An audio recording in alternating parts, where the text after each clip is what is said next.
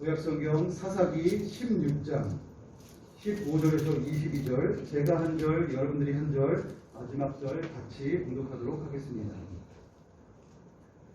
데릴라가 삼손에게 이르되 당신의 마음이 내게 있지 아니하면 당신이 어찌 나를 사랑한다 하느냐. 당신이 이로써 3번이나 나를 희롱하고 당신의 큰 힘이 무엇으로 말미암아 생기는지를 내게 말하지 아니하였도다 하며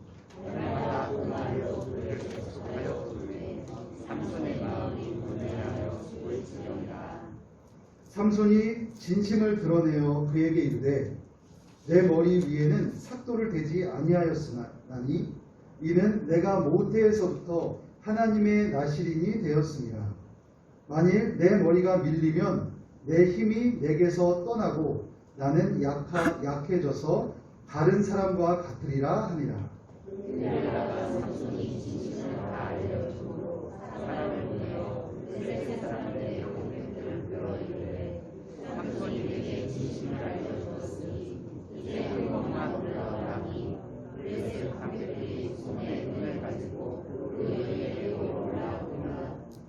데릴라가 삼손에게 자기 무릎을 대고 자게 하고 사람을 불러 그의 머리털 7가닥을 밀고 괴롭게 하여 본즉 그의 힘이 없어졌더라.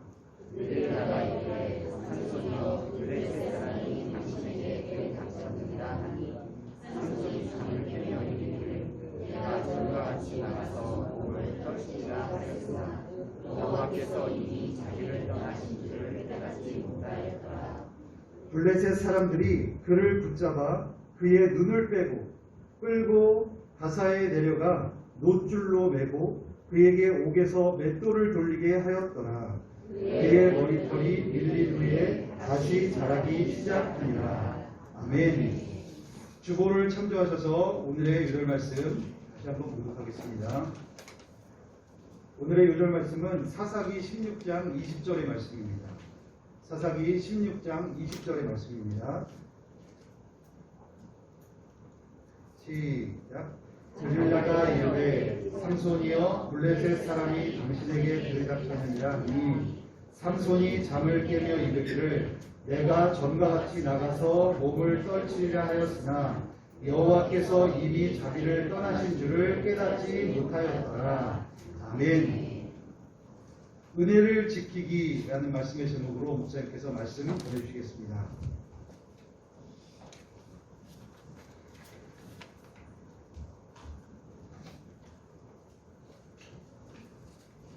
오늘로서 샬롬으로 축복이 나누는 샬롬. 주님과 샬롬으로 인사하십시다. 사랑 축복합니다. 인사합니다. 예수님 이름으로 사랑하고 축복합니다. 행복하시고 건강하시기를 축복합니다. 오늘 본문에 삼손이 등장합니다. 삼손하면 생각나는 것이 무엇인가요?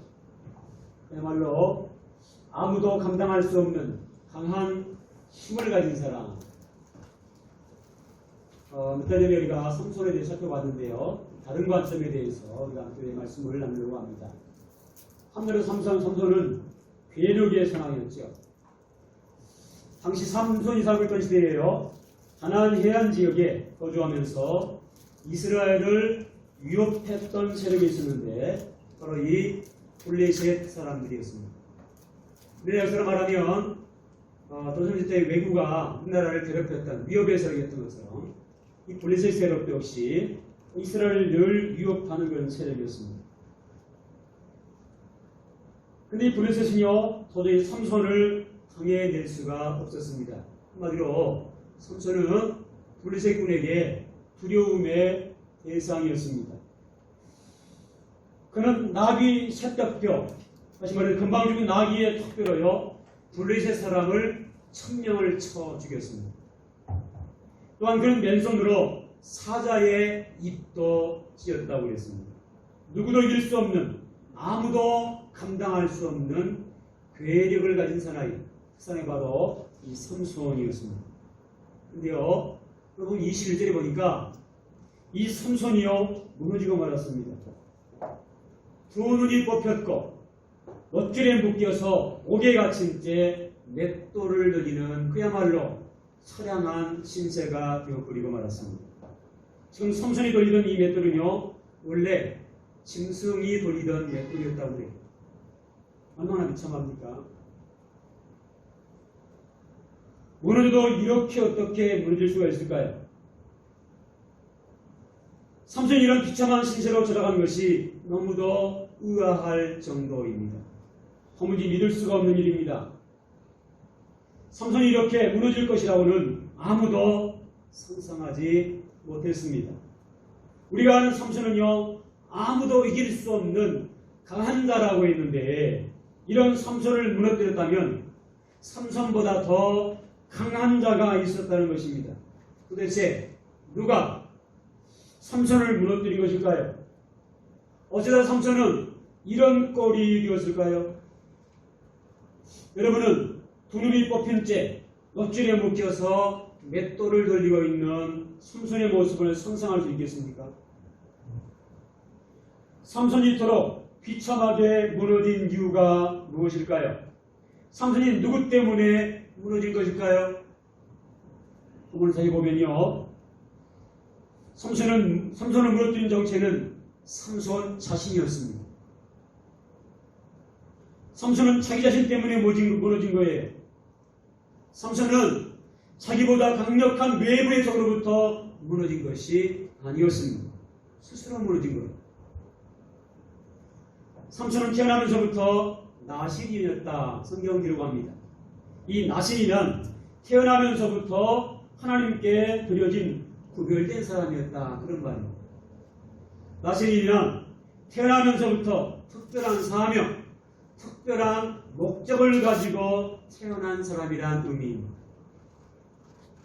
하나님은 삼손을 특별한 목적으로 사용하기 위해서 그에게 남들이 가질 수 없는 특별한 은혜를 주셨습니다.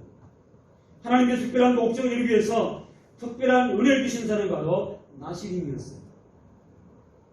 삼손의 일은 그 특별한 은혜가 바로 강한 힘, 괴력이었습니다. 원래 이 강한 힘은요, 사실 삼손의 것이 아니었습니다. 하나님께서 특별한 은혜를 주셔서 삼손이 강한 힘을 가지게 되었던 것입니다. 이 은혜로 삼손은 아무도 감당할 수 없는 강한 자로 쓰임받을 수가 있었습니다. 하지만 삼손은 하나님께 주신 은혜를 저버리고 말았습니다. 삼손이 무너진 이유는요, 하나님께서 주신 은혜를 저버렸기 때문이었습니다. 삼손이 은혜 안에 있을 때는요, 불가능한 일이 없었어요. 사람이 감당할 수 없을 정도의 힘을 발휘하는 그런 사람이었어요. 그런데 하나님의 은혜를 저버리자 모든 것을 잃어버리고 말았던 것입니다. 은혜를 저버린 삼손은 세상에서 가장 강한 자의 자리에서, 세상에서 가장 비참한 자의 자리로 추락하고 말았습니다. 하나님은 삼손의 모습을 통해서 하나님께서 주신 은혜를 저버리면 모든 것을 잃어버린다고 하는 경고를 하고 계시는 것입니다. 사사기 13장 24절 말씀 보시면요, 하나님은 삼손에게 복을 주셨어요. 이 말씀에 보면 하나님께서 삼손이 태어나자마자 복을 주셨다, 그렇게 기록을 하고 있습니다. 하나님께서 삼손에 주신 복은요, 삼손이 특별한 자격이 있어서 주신 것이 결코 아니었습니다. 일방적으로 주신 하나님의 전적인 은혜였습니다. 이 은혜로 삼손은 강한 자가 되었고 백성들을 치리하는 사사로서의 임무를 수행하게 되었습니다. 그런데요, 우리 보면 사사기 16장 20절 말씀 보십시오. 20절 말씀 다시 한번 크게 읽습니다. 시작. 들릴라가 이르되 삼손이여, 블레셋 사람이 당신에게 들이닥합니다. 하니 삼손이 잠을 깨며 이르기를 내가 전과 같이 나가서 업을 떨치리라 하였으나 여호와께서 이미 자기를 떠나신 줄을 깨닫지 못하였더라. 아멘. 여호와께서 삼손을 어떻게 하셨다고요? 떠나셨다. 여기서 여호와께서 삼손을 떠났다는 말은요, 그동안 삼손에게 베푸셨던 모든 은혜가 중단되었다 말입니다. 삼손의 부름은 바로 여기서 시작되었습니다. 하나님의 은혜가 중단된 삼손은 모든 것을 잃어버렸습니다. 가장 비참한 신세로 전락하고 만 것입니다.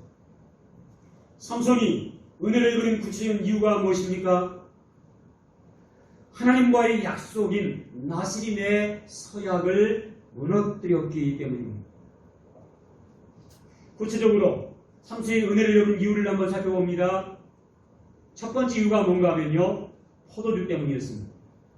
하나님께서 나시림에게 한 가지 금한 음식이 있어요. 포도주를 금하셨습니다. 술을 금했단 말이죠. 그러나 이것을 어기고 포도주를 먹고 맙니다. 즐깁니다. 이것은 세상적인 향락 때문에 하나님의 은혜를 저버린 것입니다. 그 마신 포도주를 먹었다는 것은요, 세상 맛을 보고 세상 맛을 보니까 하나님의 은혜가요 중요하게 여기지 않게 되었다, 그런 의미입니다. 결국 세상의 향락을 취해서 하나님의 은혜를 저버리게 된 것입니다. 사람들이 세상에 취하면요, 세상 맛을 알게 되면 하나님의 은혜를 귀중하게 여기지 않게 된다고 하는 것입니다. 이것이 문제예요. 여러분, 이런 말이 있지요. 중이 고기 맛을 알면 절간에 빈대 한 마리도 남지 않는다. 세상 맛에 취하면요, 탈선하게 된단 말이죠. 사실 포도주 먹지 말라고 하신 것 중요한 이유가 있어요. 원관이 타락을 경계함으로 하나님께 주신 그 은혜에 붙잡으라고, 그 은혜를 잊지 말라고 하는 하나님의 간곡한 심정, 하나님의 마음이셨습니다. 두 번째로 삼손의 은혜를 입은 이유는요, 자기를 지키는 일에 실패했기 때문입니다. 하나님께서 삼손에게 나시림으로서 한 가지 또 금한 게 있는데, 부정한 것을 가까이 말하라 말씀하십니다. 부정한 것까지 말하라. 부정한 것을 가까이 하지 말라 말씀은요, 해야 할 것과 하지 말아야 할 것에 대한 분명한 태도로 은혜를 지켜라, 그런 명령이셨어요. 이것은 삼손을 하여금 자신의 정체성을 지키라고 하는 명령이셨습니다. 그러나 삼손은 자신의 정체성을 지킨 일에 실패하고 말았습니다. 자신이 어떤 사람인지, 하나님께 어떤 은혜를 받았는지 그것마저 내팽개치고 자신의 정체성을 잃어버린 안타까운 모습을 보이고 있는 것입니다. 자신의 정체성을 잃어버리자 은혜가 은혜처럼 여기지 않게 되었다는 것입니다. 세 번째로 삼손의 은혜를 잃어버린 이유는요, 신앙의 정절을 잃어버렸습니다. 하나님께서 삼손에게, 나시림에게 또 한 가지 금한 게 있었어요. 내 머리에 삭도를 내지 말아라, 머리 자르지 말아라 말씀하십니다. 이것은요, 하나님을 향한 신앙의 정체성을 잃어버리지 말란 말입니다. 그런데 삼손이 이 들리려고 하는 여인의 유혹에 빠졌어요. 결국 하도 보채자 자신의 머리를 자르면 자신에게 힘이 없어진다고 하는 하나님과 자신만 알고 있는 비밀을 폭로합니다. 알려줘요. 이것은 삼손이 하지 말아야 할 것을 고의적으로 했다는 행동을 의미하는 거예요. 그러므로 삼손이 머리에 삭도를 댄 것은요, 하나님을 배신한 겁니다. 하나님을 없이 여기는 영적 타락에 빠지게 되었던 것입니다. 그동안 주신 은혜를 한꺼번에 쏟아버리는 어리석은 짓을 한 거예요. 고의적으로 하나님을 배반하고 영적으로 타락했으니 하나님의 은혜가 중단된 것은 너무도 당연한 일이었던 것입니다. 네 번째로 삼손이 은혜를 잃어버린 이유는요, 약점을 극복하지 못한 결과였습니다. 삼손이 하나님께서 금하신 포도주를 먹기 시작합니다. 머리에 삭도를 낸 것, 들릴라의 유혹에 넘어간 것 등 이 모든 것은요, 삼손이 약점을 극복하지 못한 데 있었고요. 그것 때문에 하나님의 은혜를 저버리게 된 것입니다. 삼손의 약점은 결정적으로 이 들릴라라고 하는 여자였습니다. 들릴라의 유혹에 넘어간 것은 결국 모든 것을 잃어버린 결과를 초래하고 말았습니다. 삼손이 은혜를 잃어버린 것은요, 그의 약점인 정욕을 극복하지 못한 결과물이었습니다. 삼손같이 강한 사람도 작은 약점 때문에 은혜를 저버리고 모든 것을 잃어버리고 말았어요. 그럼 여러분, 우리도요, 이 약점 조심하셔야 합니다. 장담할 사람 아무도 없어요. 이 약점 조심해야 됩니다. 이 약점을 극복하지 못하면 모든 것이 무너질 수도 있단 말입니다. 삼손은 하나님의 은혜만 잃어버린 게 아니에요. 그의 주변의 모든 것을 잃어버리고 심지어 자신의 목숨까지 잃어버리고 말았습니다. 은혜를 잃어버리면 나를 지키고 나를 보여줄 것이 하나도 없게 되는 거예요. 은혜를 잃어버리면 나를 지켜줄 아무것도 없게 되는 것입니다. 은혜를 저버리는 순간 나와 내 주변은 황량한 들판처럼 바뀌고 만다는 사실을 잊지 말아야 될 것입니다. 여러분, 은혜가 중요합니다. 은혜를 잃어버리면 모든 것을 잃어버릴 수 있어요. 그러므로 은혜를 잃어버리지 않아야 돼요. 사랑하는 성도 여러분, 지금 나는 누구의 힘으로 살고 있습니까? 나는 어떤 힘으로 살고 있습니까? 혹시 은혜 없이도 내 힘으로 살고 있다는 생각하고 있지 않나요? 은혜가 아니라도 살 수 있다는 생각 가지고 있지 않습니까? 은혜가 아니라도 살 수 있다는 생각은 은혜를 저버리고 세상적인 욕구에 치우친 삶을 말합니다. 나의 삶을 한번 되돌아보시기 바랍니다. 은혜가 아니라도 살 수 있다는 생각을 가지고 있는 사람, 세상적인 욕구에 더 집착하는 사람들의 특징이 있어요. 하나님의 은혜 없이도 살 수 있다는 사람의 특징, 첫 번째가 뭔지 아십니까? 그래서 바로 자신의 욕심대로 살게 된다고 하는 것입니다. 은혜가 떠나가면, 은혜를 잃어버리면 욕심에 끌려 살게 되고요, 유혹에 끌려서 다니게 된다고 하는 것입니다. 두 번째로, 하나님의 은혜 없이 살 수 있다는 사람의 특징은요, 반복적인 실패에 빠질 수도 있다는 것입니다. 반복되는 실패의 자리에서 벗어나지 못해요. 무엇을 하든지 그냥 제자리만 맴돌게 되는 것입니다. 세 번째는 하나님의 은혜 없이 살 수 있다는 사람 특징. 세 번째는요, 무너지지 않아야 되는 곳에서 무너짐이 발생한다는 것입니다. 무너질 수 없는 곳에서 갑자기 무너짐이 시작돼요. 구멍 날 일이 아닌데 갑자기 뻥 하고 구멍이 나요. 문제가 안 생겨야 할 상황인데 갑자기 문제들이 생기기 시작합니다.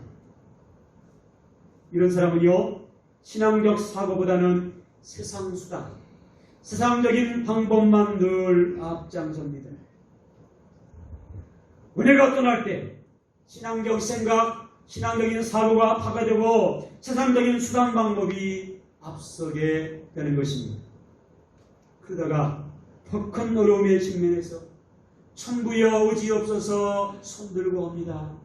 뒤늦은 후회로 하나님 앞에 엎드리는 경우가 없지 않아 있는 것입니다. 여러분, 정말 이래도 은혜 없이 살 수 있다고 생각하게 될까요? 그게 한번 따라하십시다. 살 길은 은혜를 지키는 것입니다. 아멘. 그렇습니다. 우리가 살 길은 하나님 주신 그 은혜를 지키는 것입니다. 은혜를 보존해야 돼요. 은혜를 저버리면 모든 것을 이룰 수도 있다는 사실입니다. 은혜를 지켜야 오늘도 내일도 희망이 있는 것입니다. 은혜를 지켜야 희망이 있어요. 은혜를 지켜야 내일도 보장될 수 있는 것입니다. 은혜가 있는 자리에 소망이 있고요. 은혜가 없으면 소망이 있을 수가 없어요. 은혜를 지켜야 합니다. 은혜가 지속돼야 되는 것입니다. 이미 주신 은혜, 지금 주신 은혜, 앞으로 주실 그 은혜를 사모하고 지켜갈 수 있기를 바랍니다. 그래야 더 큰 은혜의 자리로 나아갈 수 있게 되는 것입니다. 더 큰 은혜의 자리에 나가기 위해서는요, 우리가 세 가지를 좀 조심해야 되겠습니다. 첫 번째, 이만하면 됐다. 이만하면 됐어. 여러분, 이 생각 버리셔야 합니다. 이것을 고인물 현상이라고 합니다. 여러분, 고인물의 특징이 뭐죠? 언젠가는 썩게 되어 있습니다. 그 고인물은요, 언젠가는 냄새가 나게 되어 있어요. 그동안 나 열심히 했잖아. 이 정도 했으면 됐어. 뭘 그래? 이제 나는 그만할 테니 너희들이 해. 이런 생각을 갖고 있는 분들이 있어요. 문제는요, 이때부터 은혜가 똑똑 떨어지기 시작한다는 거예요. 은혜를 잃어버리기 시작한다는 거예요. 은혜 자리에서 탈선하게 된다는 것입니다. 교회마다요, 성도들 가운데 왜 이런 분들이 제법 있어요? 그동안 할 만큼 했잖아. 이제 나도 나이도 먹고 이제 좀 쉴래. 이제 다른 사람 좀 하면 어때? 이제 기도하는 것도 힘이 없어서 힘들고 예배 드리는 것도 힘들어서 이제 이만 쉴래. 이런 분들이 있어요. 근데 여러분, 그 시간부터 은혜가 떨어지기 시작하는 것입니다. 영혼이 병들기 시작하는 것입니다. 그 시간부터 은혜의 자리에서 모든 것을 잃어버린 자리로 변화되기 시작하는 것입니다. 이만하면 됐다는 그 순간 은혜의 자리에서 잃어버리는 자리로 나아가게 되는 것입니다.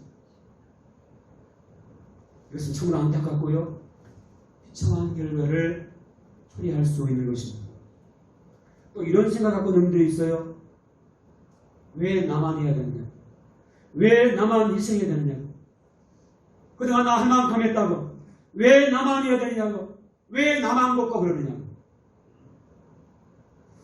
신앙생활하면서요, 주의할 것 중에 하나가 나 이 정도면 됐는데 여러분, 이 생각입니다. 제가 아는 목사님 교회에요, 한 성도분이 참석하셨더래요. 목사님과 30개월을 알게 됐습니다. 심각한 영적 탈진 상태에 빠져 있었습니다. 이분이 한 교회를요, 무려 25년 동안 섬기셨어요. 그것 하루도 빠지지 않고 마치 자기 집처럼 매일매일 구석진 것을 찾아가면서 해야 할 일을 찾아서 하고 가진 것 최선을 다해서 드리고 두 번가라면 서러울 정도로 얼마나 열심을 다했는지 몰라요. 이분에게 무슨 생각이 들어왔느냐? 이만하면 됐다. 이만하면 됐다. 이런 생각이 꼭 들어왔습니다. 은혜가 계속 공급되어야 하는데 어느 순간부터 은혜가 떨어지니까요, 이런 생각이 꼭 들어오고, 문제는 생각 속에는 자꾸 주님의 일을 계속해야 되는데 사람들은 나를 향해서 기대를 하는데 너무 안 따라주는 거예요. 점점 이상한 생각만 드는 거예요. 그게 더 큰 중압감으로 다가왔고 번아웃, 탈진이 온 것입니다. 영적인 탈진만 온 게 아니고요, 몸도 큰 탈진이 되게 됐습니다. 목사님 대화하시다가 이분에게 한마디 조언을 했습니다. 모든 것을 내려놓으십시오. 은혜 받으세요. 무조건 은혜 받으세요. 설교 말씀 그냥 듣지 마시고 하나님이 내게 주신 말씀으로 아멘! 아멘 받으시고 사모하는 마음으로 들으세요. 기도도 중요하지만 말씀에 집중하세요. 기도만 듣지 말고 아멘으로 받으세요. 여러분, 기도도 해야 되지만 먼저 은혜 받아야 합니다. 기도만으로 채워지지 않습니다. 은혜 받아야 돼요. 은혜 받지 못하면 기도만 하면 때로 문제 생길 수 있어요. 교회마다요, 제법 기도는 하는 것 같은데 은혜 못 받는 분들이 제법 계세요. 이런 분들 중에 특징이 뭔지 아세요? 지나친 고집이 있으세요. 이런 분일수록 자기 주장이 너무 강해요. 이제는 그분 때문에 다른 사람이 자꾸 상처를 당한다는 거예요. 은혜를 받아야 되는데 은혜를 받으려면요 사모하고 기대하는 마음을 가져야 됩니다. 여러분 식사가 항상 맛있는 밥이시던가요? 어떨 때 밥이 맛있으시던가요? 배고플 때, 함노가 있다는 생각이 들 때, 그때 바쁜 것 아닌가요? 똑같은 밥인데도요 마음 자세에 따라서 생각에 따라서 밥맛이 달라집니다. 늘상 듣는 설교이고 늘상 드리는 예배지만 마음 자세에 따라서요 은혜 받는 정도가 달라진다는 거예요. 마음 자세가 중요한 거예요.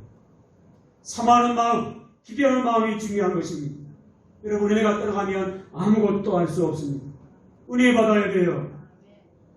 두 번째로 더 큰 은혜의 보좌로 나가기 위해서는요 이런 생각 버려야 합니다. 꼭 그렇게까지 해야 되나 이런 생각 말입니다. 꼭 그렇게까지 해야 되나 이거요 자기 생각과 자기 기준을 앞세우고 부정적이고 왜곡된 시각을 주장하는 자세예요. 은혜가 떨어진 사람일수록요 이런 말을 하는 분들이 있어요. 특히 코로나 시대에 무슨 말 하는지 아세요?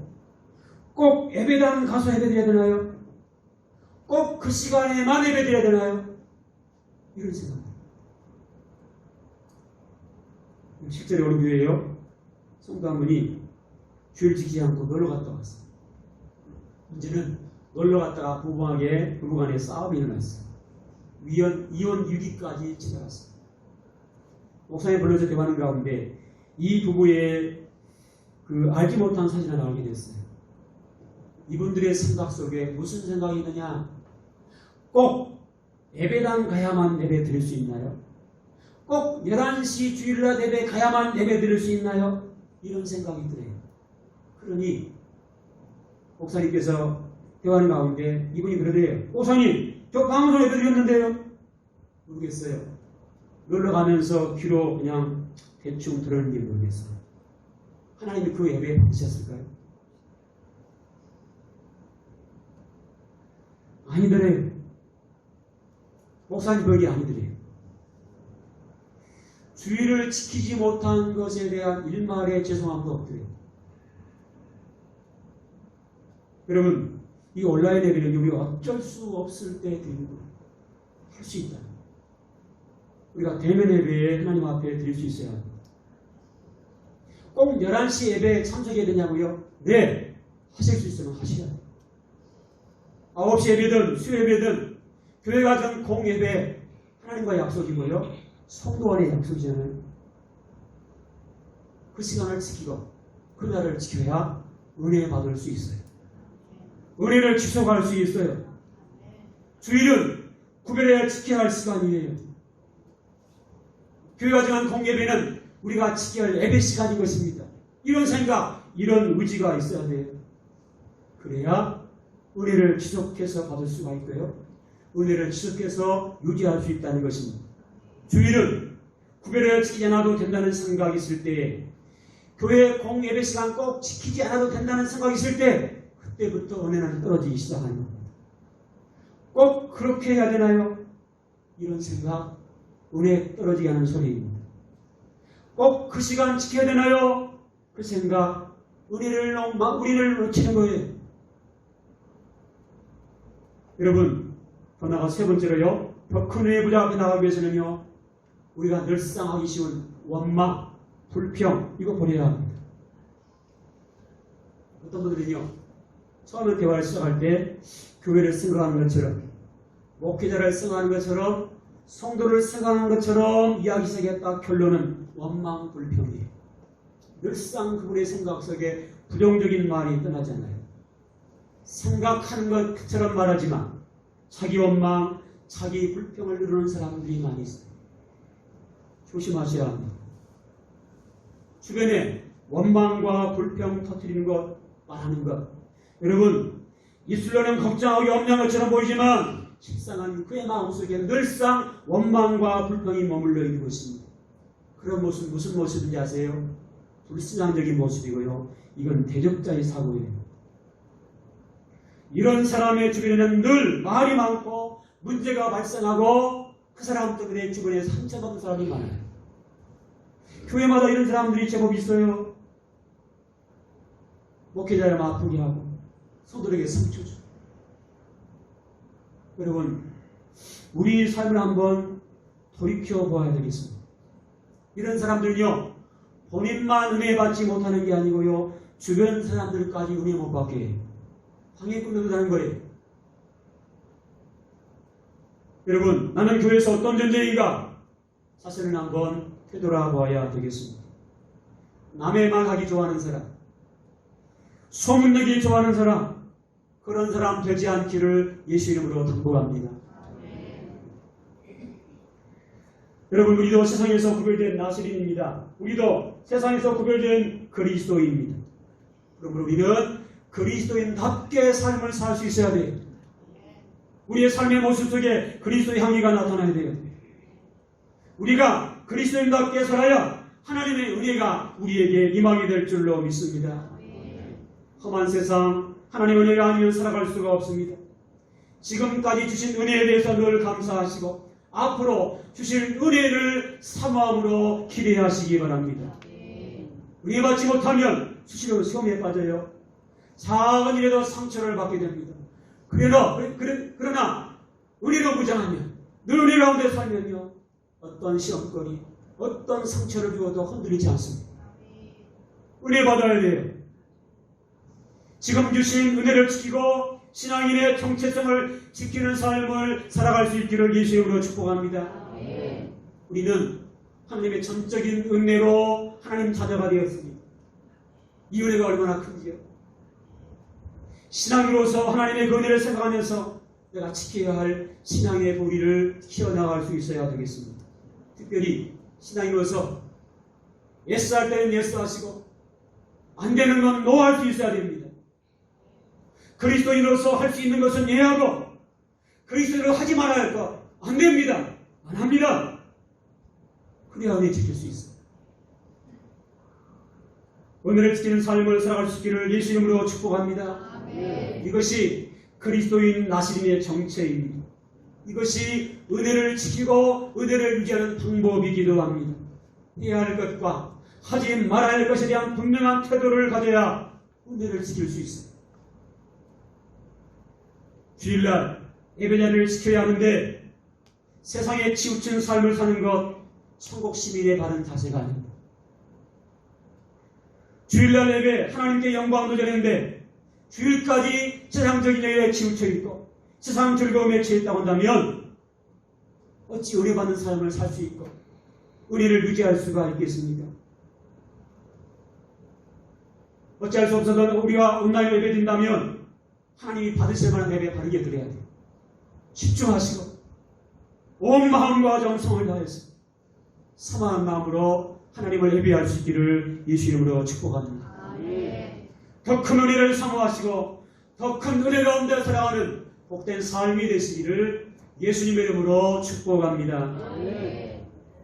하나님이 주신 은혜 생각하시면서 우리 새찬송가 310장 하나님의 은혜로 통일찬송가는 410장입니다.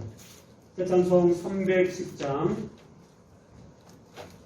통일찬송가 410장 하나님의 은혜로 이 쓸데없는 자 왜 구속하여 주는지 난 알 수 없도다. 새찬송 310장 통일찬송 410장 하나님 앞에 찬양 드리고 하나님 앞에 기도하는 시간 갖겠습니다. 찬양합니다.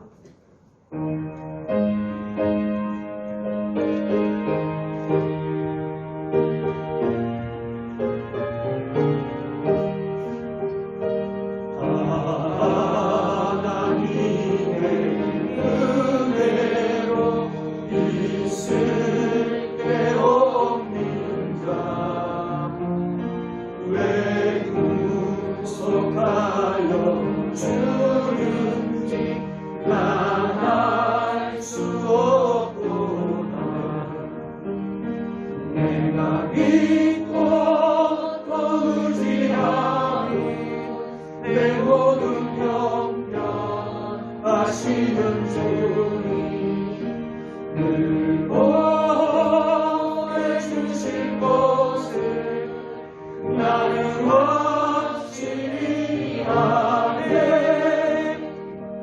왜 내게 굳은 믿음과 복은 주셔서 내 마음이 항상 변한지 난 알 수 없구나. 내가 믿고 또 의지하는 내 모든 영변 하시는 주님 늘 보내주실 것을 나는 확실히 아네. 왜 내게 성령 주셔서 내 마음 감동해 주 예수 믿게 하는지 난 알 수 없구나.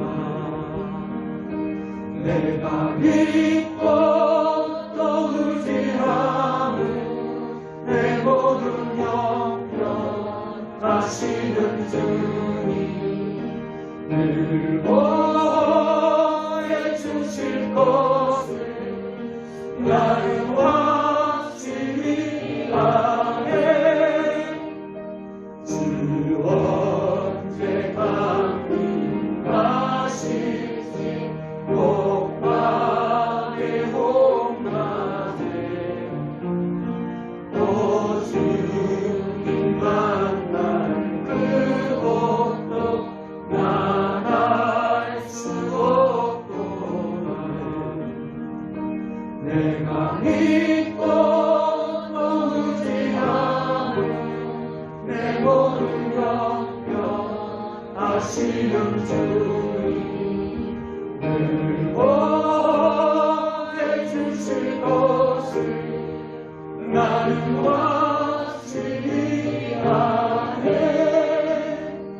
거기서 모시 우리 한번 주 한번 물고 통성으로 기도하겠는데요. 다른 기도 제목보다 하나님 우리에게 은혜를 부여 주시옵소서. 은혜 받은 일에 방해되는 것 정리하고 버리게 도와주시옵소서. 지금 나는 누구의 힘으로 살고 있는가 점검하게 하시고 소극적인 자세, 원망과 불평을 내려놓고 은혜 받은 자의 본을 보이는 삶을 살아가게 하시옵소서. 지금까지 주신 은혜에 늘 감사하고 앞으로 주신 은혜를 삼하는 마음을 살게 하시옵소서. 지금 주신 은혜를 지키고 신앙의 정체성을 지키는 삶을 살게 하시옵소서. 해야 할 것과 하지 말아야 할 것에 대한 분명한 태도로 은혜를 지키게 하시옵소서. 예배 참석과 은혜 받는 일에 최선을 다하게 하시되 더 큰 은혜를 사모하고 더 큰 은혜 가운데 살아가게 하시옵소서. 우리 주 한번 부르고 동성으로 기도합니다. 주여 자비하신 하나님 아버지, 은혜와 사랑을 감사합니다. 말씀에 의지해서 기도합니다. 우리의 마음속에 우리의 삶 속에 은혜 받는 일에 방해되는 일이 있지 않습니까? 하나님, 은혜 받는 일에 방해되는 것 버리게 도와주시옵소서. 우리의 영함을 불쌍히 여겨주시옵소서. 긍휼히 여겨주시옵소서. 지금 나는 누구의 힘으로 살고 있는가 점검하게 하시고 주신 은혜 지키고 은혜를 지속하며 더 큰 은혜로 나아가게 하여 주옵소서. 소극적인 자세, 원망과 불평을 버리게 하시고 은혜 받는 자의 본을 보이는 삶을 살아가게 하여 주옵소서. 험한 세상 하나님의 은혜가 아니면 살아갈 수 없음을 고백합니다. 지금까지 주신 은혜에 감사하고 앞으로 주신 은혜를 늘 삼하는 삶을 살아가게 하여 주옵소서. 지금 주신 은혜를 지키고 신앙의 정체성을 지켜가게 도와주시옵소서.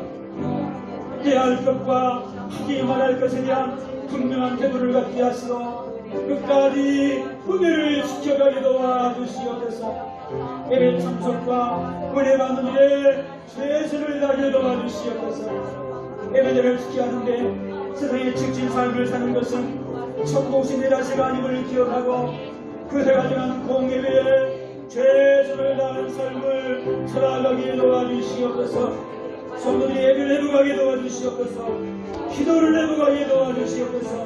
무엇보다 더 큰 은혜를 사모하고 더 큰 은혜 가운데 들어가는 복된 삶이 되게 하여 주옵소서.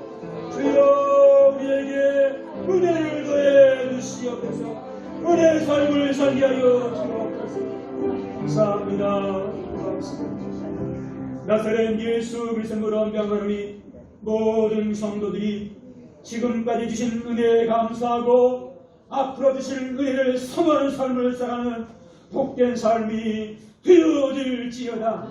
지금 주신 은혜를 지키고 신앙인의 정체성을 지키는 복된 삶을 살아가는 은혜의 삶이 되어질지어다. 해야 할 것과 하지 말 것에 대한 분명한 태도를 가지고 은혜를 지키는 삶이 되어질지어다. 예배 참석과 은혜 완전에 최선을 다하고 더 큰 은혜를 사모하고 더 큰 은혜의 삶을 사는 복된 삶이 되어질지어다. 예수 그리스도 이름으로 간절히 축복하며 기도하옵나이다. 아멘.